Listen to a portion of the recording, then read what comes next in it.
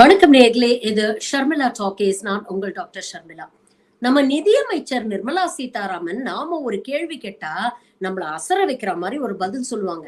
வெங்காய விலை ஏன் ஏறி போச்சு அப்படின்னு கேட்டா நான் வெங்காயம் சாப்பிடுறது இல்ல அப்படிம்பாங்க. பூண்டு விலை ஏன் ஏறி போச்சு அப்படின்னு கேட்டா நான் பூண்டே சாப்பிடுறது இல்ல அப்படிம்பாங்க. அதே மாதிரிதான் இப்போ ரீசெண்டா பாம்பே ஸ்டாக் எக்ஸ்சேஞ்ச்ல விக்சித் பாரத்னு ஒரு ஈவெண்ட் நடந்தது. இந்த ஈவெண்ட்ல ஒரு ஸ்டாக் புரோக்கர் நிம்மியை அசர வைக்கிற மாதிரி ஒரு கேள்வியை கேட்டாரு. அவர் என்ன சொல்றாரு, நான் ஒரு ஸ்மால் டைம் புரோக்கர், ஸ்டாக் எக்ஸ்சேஞ்ச்ல நான் வேலை செய்யறேன், என் கிளையண்ட்டுக்காக நான் நிறைய விஷயங்கள் செய்யறேன். ஆனா இந்த government CGST, IGST, stamp duty, STD, long term capital gains இப்படி டிசைனா டாக்ஸ போட்டு எனக்கு வர லாபத்துல ஒரு பெரும் பங்கை கவர்மெண்ட் ஆஃப் இந்தியா எடுத்துக்குது. இன்ஃபேக்ட் பார்த்தா கவர்மெண்ட் ஆஃப் இந்தியா என்னை விட அதிகம் சம்பாதிக்குது. கஷ்டப்பட்டு பணத்தை நான் இன்வெஸ்ட் பண்றேன், ஸ்டாஃப் நான் போடுறேன், ரிஸ்க நான் எடுக்கிறேன், இரவு பகலா நான் கண் முழிச்சு வேலை செய்யறேன். ஆனா இவ்வளவும் செஞ்சுட்டு லாபத்துல பெருவாரியான பங்கை தூக்கி கவர்மெண்ட் ஆஃப் இந்தியாவுக்கு நான் கொடுக்க வேண்டியிருக்கு. எந்த வேலையும் செய்யாத கவர்மெண்ட் ஆஃப் இந்தியா வெறும் டாக்ஸ் போட்டு மட்டும் பெரும்பாலான என்னுடைய வருமானத்தை புடுங்கிக்குது. கவர்மெண்ட் ஆஃப் இந்தியா ஸ்லீப்பிங் பார்ட்னரா இருக்கு, ஆனா நான் ஒர்க்கிங் பார்ட்னர் வித் நோ ப்ராஃபிட்டா மாறிட்டேன். இத பத்தி நீங்க என்ன நினைக்கிறீங்க அப்படின்னு கேக்குறாரு. கூடவே இன்னொரு கேள்வியும் கேக்குறாரு. நான் ஒரு சாதாரண மிடில் கிளாஸ் ஃபேமிலியை சேர்ந்தவன், மும்பைல வசிக்கிறேன், மும்பைல ஒரு வீடு வாங்கணும்னு நினைக்கிறேன். வீடு வாங்கணும்னா இப்ப எல்லாத்தையுமே செக் டிரான்சாக்ஷனா மாத்திட்டீங்க, கேஷ் டிரான்சாக்ஷனே கூடாது அப்படின்னு சொல்லிட்டீங்க. என் பேங்க்ல இருக்கக்கூடிய பேங்க் பேலன்ஸ் ஃபுல்லாவே ஒயிட் மணி தான். இதற்கு நான் முறையாக அரசாங்கத்துக்கு வரி கட்டிட்டேன். அப்படி இருந்தும் நான் வீடு வாங்க போறேன்னா ஸ்டாம்ப் டியூட்டி, ஜிஎஸ்டின்னு கிட்டத்தட்ட 11% வீட்டோட காஸ்ட்ல என்கிட்ட நீங்க வசூல் பண்றீங்க, வெறும் ஸ்டாம்ப் டியூட்டி ஜிஎஸ்டின்னு. இப்படி நீங்க வரி போட்டீங்கன்னா ஒரு சாதாரண ஒரு நடுத்தர குடும்பத்தை சேர்ந்தவர்கள்லாம் எப்படி அவங்களால வீடு வாங்க முடியும்? வீடு வாங்கணும், செட்டில் ஆகணும் அப்படின்னு வாழ்க்கையில கனவு காண்றவங்களுக்கு எல்லாம் இது எட்டா கனவா போயிருதே. இதை பத்தி நீங்க என்ன நினைக்கிறீங்க அப்படிங்கிற ஒரு கேள்வியை கேட்கிறார். அவர் கேட்ட விதம் வேணா மக்களுக்கு ஒரு சிரிப்பை ஏற்படுத்தி இருக்கலாம். ஆனா அவர் கேட்ட அந்த கண்டென்ட் இருக்கு பாருங்க, அது அதிகம் நாம யோசிக்க வேண்டிய ஒரு கண்டென்ட்.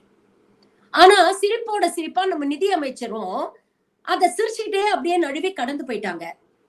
முதல்ல இந்த கேள்விக்கு என்கிட்ட பதில் இல்ல அப்படின்னு சொன்னவங்க அதுக்கப்புறம் மைக்க வாங்கி ஏதோ சீரியஸா பதில் சொல்ல போறாங்க அப்படின்னு நினைச்சோம். ஏன்னா நம்ம அப்படித்தானே நிர்மலா சீதாராமனை பார்த்திருக்கிறோம். இது ஒரு டிஃப்ரெண்டான புதுசான ஒரு நிர்மலா சீதாராமன்.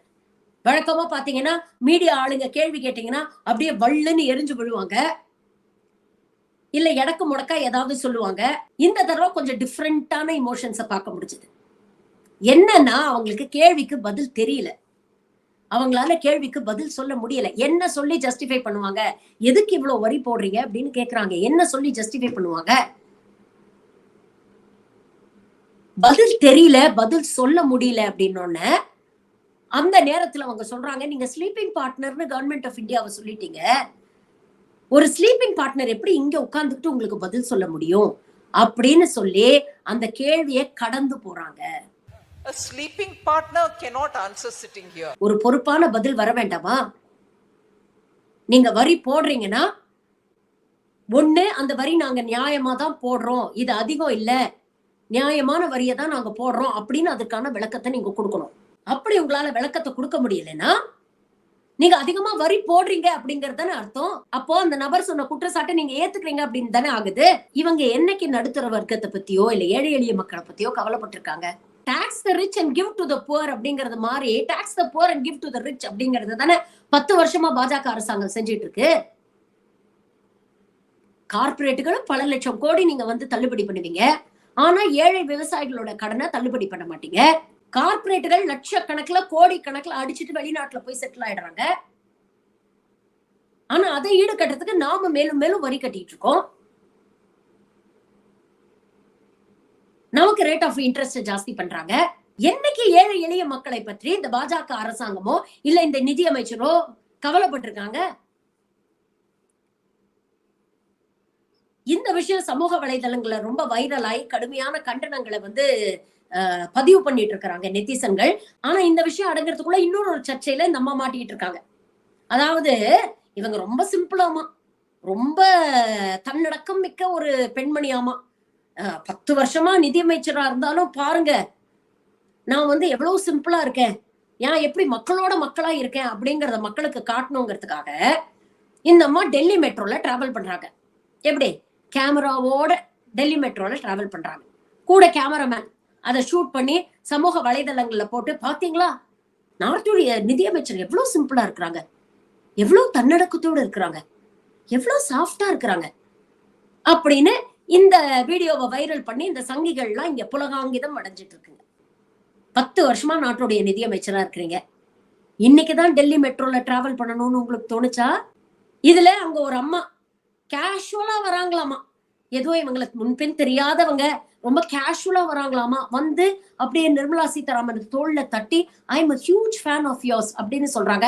இந்த அம்மா அப்படி திரும்பி பார்த்துட்டு வாயை தொடர்ந்து ஒரு தேங்க்யூ கூட சொல்ல முடியல. அப்படின்னுட்டு அப்படி முகத்தை திருப்பிக்கிறாங்க. உங்களுக்கு உண்மையிலேயே ஏழை எளிய மக்கள் வாழக்கூடிய வாழ்க்கையை வாழணும்னு நினைக்கிறீங்க, அவ்வளவு சிம்பிள் நீங்கன்னா, ஒரு நாளைக்கு ரெகுலர் ட்ரெயின்ஸ் இருக்கு இல்லையா, ஏழை எளிய மக்கள் யூஸ் பண்ற, நான் வந்தே பாரத் ட்ரெயின்ஸ் சொல்ல, வந்தே பாரத் சேர் காரோ இல்ல ஸ்லீப்பர் காரோ பத்தி நான் பேசல. ரெகுலர் ட்ரெயின் யூபிலயோ இல்ல பீகார்லயோ ஒரு ரெகுலர் ட்ரெயின்ல ஏறுங்க பாப்போம். அந்த கூட்ட நெரிசல்ல டாய்லெட்ல நின்னு பிரயாணம் பண்றாங்க பல பேர். ஒரு நாளைக்கு போங்களே மேடம், அந்த கூட்ட நெரிசல்ல அந்த வேர்வை நாத்தத்துல அந்த டாய்லெட் ஸ்மெல்ல போய் நின்னு டிராவல் பண்ணி பாருங்களேன். மூச்சு விட கூட இடம் இல்லாத அளவுக்கு போட்டு ஆட்டும் அந்த மாதிரி அடைச்சு கூட்டிட்டு போறாங்க ட்ரெயின்ல. ஒரு நாள் விடுங்க, 1 மணி நேரம் உங்களால டிராவல் பண்ண முடியுமா? நீங்க தான் ரொம்ப சிம்பிள் ஆச்சே, ஹம்பிள் ஆச்சே. டிராவல் பண்ணி பாருங்க.